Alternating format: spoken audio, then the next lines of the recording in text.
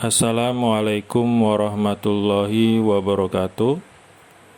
Selamat pagi anak-anak semuanya. Pada pembelajaran PKWU minggu ini, kita akan coba untuk mempelajari macam-macam kerajinan berdasarkan inspirasi budaya lokal.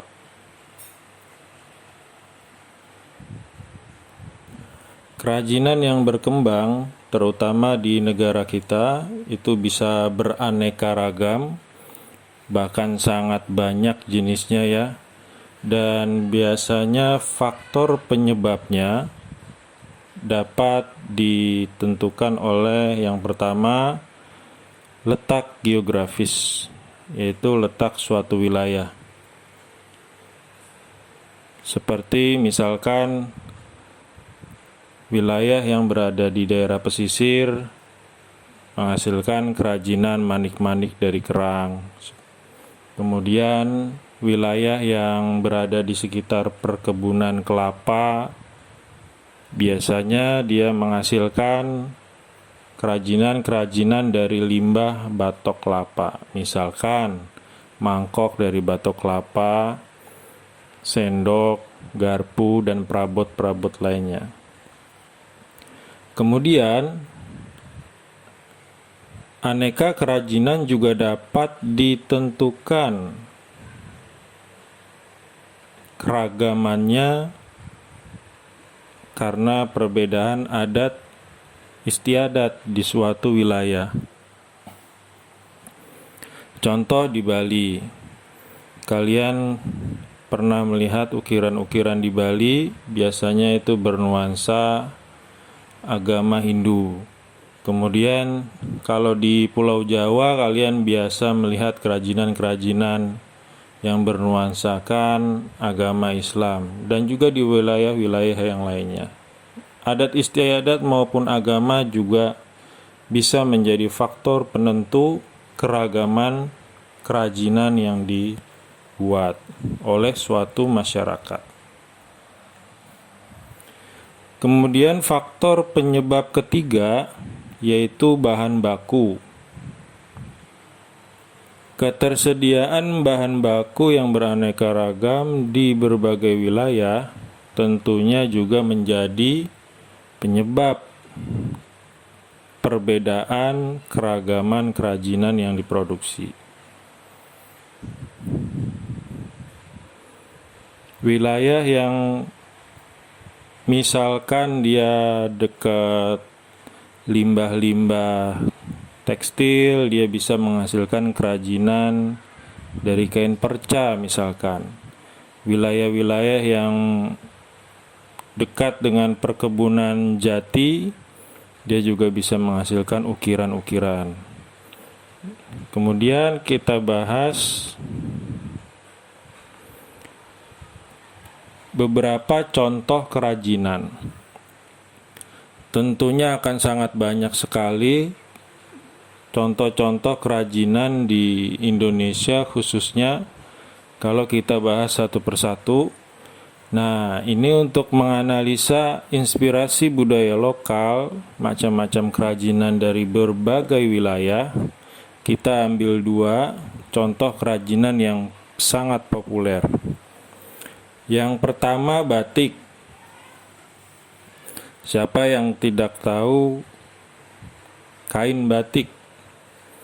Kain batik merupakan salah satu wujud dari kerajinan di Indonesia yang terinspirasi dari adat istiadat maupun letak geografis.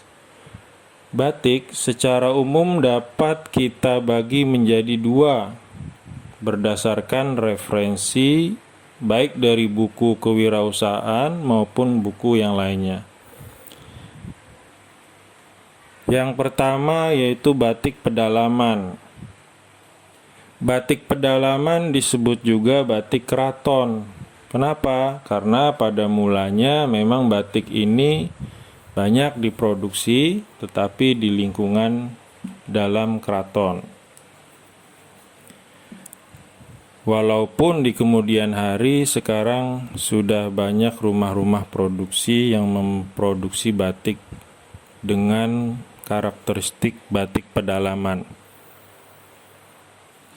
Beberapa ciri-ciri dari batik pedalaman antara lain sebagai berikut. Pertama, batik ini seperti yang sudah Bapak sampaikan tadi, berkembang di daerah keraton, yaitu Keraton Yogyakarta ataupun Keraton Solo. Ciri kedua, batik ini dipengaruhi oleh kebudayaan Hindu Jawa pada awalnya seperti itu. Kemudian ciri berikutnya, batik ini memiliki motif dengan bentuk geometris. Penasaran dengan contoh bentuknya? Di slide berikutnya nanti akan kita tampilkan.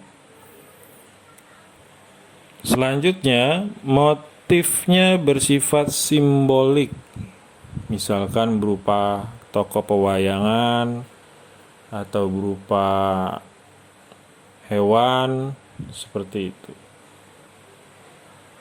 Terakhir, komposisi warna. Pada batik pedalaman, warna yang digunakan itu cenderung warna-warna gelap seperti sogan atau coklat kemerahan, warna indigo, biru gelap, kemudian hitam dan putih juga dikombinasikan terkadang pada batik pedalaman. Yang kedua adalah batik pesisir. Batik ini berkembang pada awalnya di luar keraton dengan beberapa ciri sebagai berikut. Pertama, berkembang di daerah selain keraton, misalkan daerah Cirebon, Pekalongan, Lasem, dan lainnya. Yang kedua, dipengaruhi oleh kebudayaan Islam dan Cina. Berikutnya, memiliki motif dengan bentuk non-geometris. Motifnya bersifat natural. Dan terakhir, komposisi warna yang digunakan lebih beraneka ragam.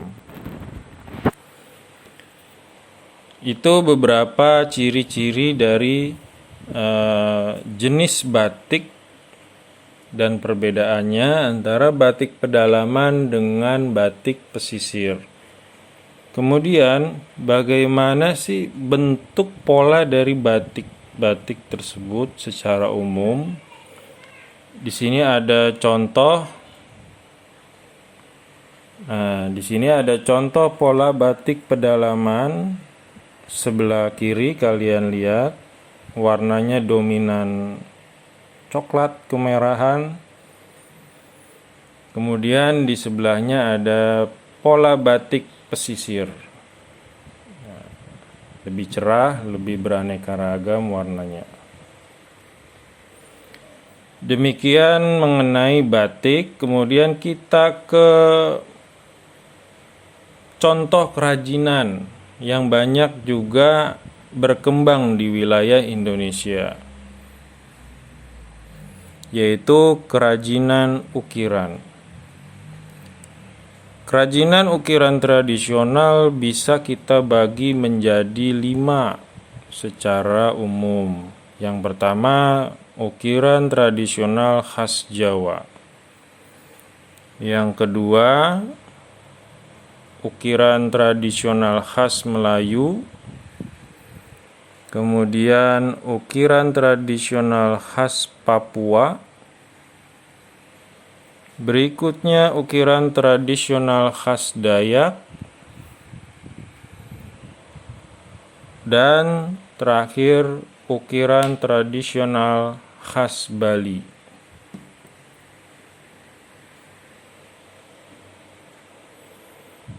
Ukiran tradisional khas Jawa bentuknya contohnya seperti ini. Bisa kalian lihat polanya memiliki karakteristik terdiri dari penerapan elemen-elemen alam, baik berupa tumbuhan seperti kelopak bunga, dedaunan, kuncup, dan juga berbagai pola rempah. Pola ini serupa dengan pola-pola yang umum bisa kalian temukan di pola batik. Contohnya yang seperti sudah ditampilkan di slide sebelumnya, pola-pola batiknya pun seperti itu.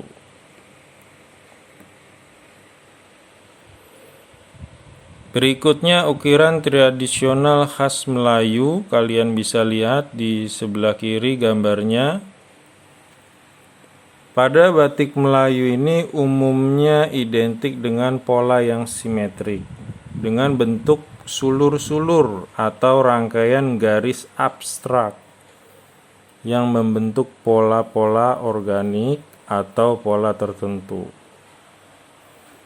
Pada daerah tertentu, pola ukiran ini sudah mendapat pengaruh atau sudah bercampur asimilasi dengan ajaran Islam maupun budaya Arab, sehingga ada yang divariasikan dengan kaligrafi dari Arab.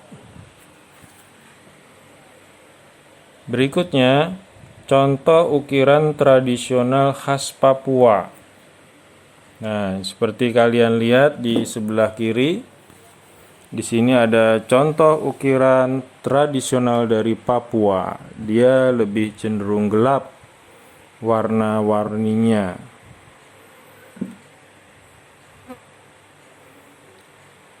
Ukiran di Papua ini salah satu ukiran yang terkenal akan keindahan dan kekayaan seni ukirnya. Berbagai suku di Papua memiliki tradisi khas yang berbeda dalam membuat sebuah karya ukiran. Umumnya, pola khas Papua memiliki bentuk-bentuk manusia. Seperti yang kalian lihat, itu sebenarnya bentuk manusia. Dan juga totem dengan penggunaan material kayu yang berwarna lebih gelap. Jadi kalau kalian lihat suku Papua, ukiran-ukirannya itu kayunya biasanya umumnya lebih gelap warna materialnya. Dan pola-pola ukiran ini banyak ditemukan dalam dekorasi-dekorasi asal Papua. Nah, berikut ini lebih mirip batik tapi bukan batik. Ya, ini tradisional khas Dayak. Suku Dayak banyak tersebar di Kalimantan dan sekitarnya. Nah, kalian bisa lihat di sebelah kiri. Itu adalah contoh dari ukiran khas suku Dayak. Dia berbentuk sulur melengkung dengan ujung yang meruncing. Ciri khas lain dari pola ukiran dari suku Dayak ini adalah penggunaan warna-warna yang terang benderang seperti masa depan kalian. Amin. Warna-warnanya sangat mencolok sehingga sangat mudah mengenali pola ukiran tradisional dari suku Dayak ini. Bisa kalian perhatikan di sebelah kiri itu warna-warni sekali. Dan terakhir ini juga sangat dikenal ya, salah satu daerah yang sangat dikenal akan karya kerajinan ukirannya yaitu dari Bali. Kalian bisa lihat di sebelah kiri itu ada ukiran. Tapi perbedaannya, kalau pada ukiran-ukiran sebelumnya itu biasanya banyak diterapkan dari material kayu. Sedangkan pada pola ukiran tradisional Bali itu banyak diterapkan pada material batu. Dengan ciri khas polanya yaitu bentuknya sangat simetris dan biasanya dia bermotif atau memiliki tema-tema yang terpengaruh oleh ajaran Hindu Bali. Nah, demikian kita bisa menganalisa keanekaragaman kerajinan di Indonesia. Nah, silakan kalian bisa mengamati, menganalisis di sekitar kalian, tempat tinggal kalian, atau di rumah kalian, atau daerah asal kalian, kira-kira memiliki ciri khas kerajinan apa. Tidak harus batik ataupun ukiran. Silakan, mungkin kalian ada yang dari daerah Sumatera, Sulawesi, memiliki kerajinan-kerajinan selain batik maupun ukiran. Silakan kalian bisa tuliskan pengalaman atau pengamatan atau pendapat kalian yang berkaitan dengan materi minggu ini pada kolom komentar. Terima kasih anak-anak, sehat selalu dan tetap semangat.